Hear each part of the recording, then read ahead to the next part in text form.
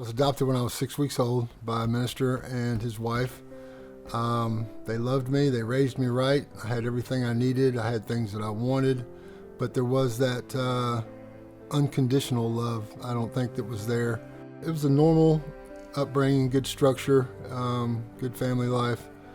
2 younger brothers. After my parents adopted me, they had my 2 younger brothers. They actually adopted me because they couldn't have kids. And once they adopted me, they had my 2 little brothers.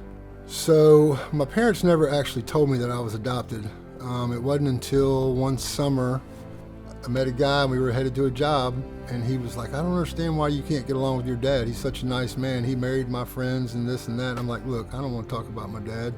I mean, I know he was a good man, but at that time I was on the outs with him. Well, he did the job for the lady, and they were talking about what had happened on the way there, and she's like, well, I know Evan, maybe he's not getting along with his father because he's adopted.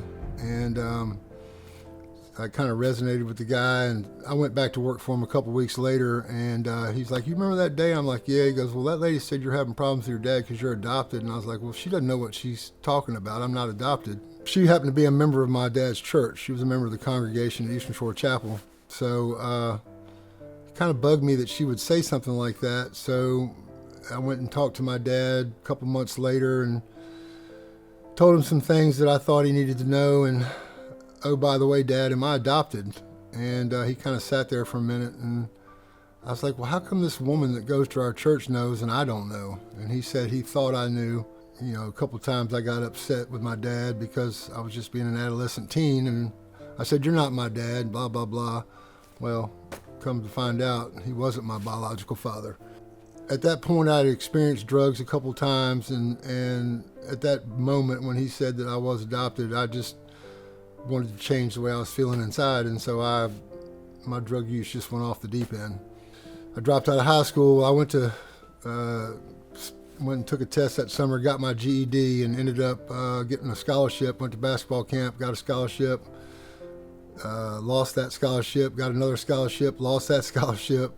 It was just a vicious cycle, and the entire time I was using drugs. April 8, 2008, I finally got the help I needed and was able to get off the drugs. I accepted Christ in my life in 2007, and I felt something like I've never felt before. I confessed my sins and told God that I accepted his son as my Savior. And it was truly an amazing feeling. I went and immediately called my little brother, who's a minister, like my father.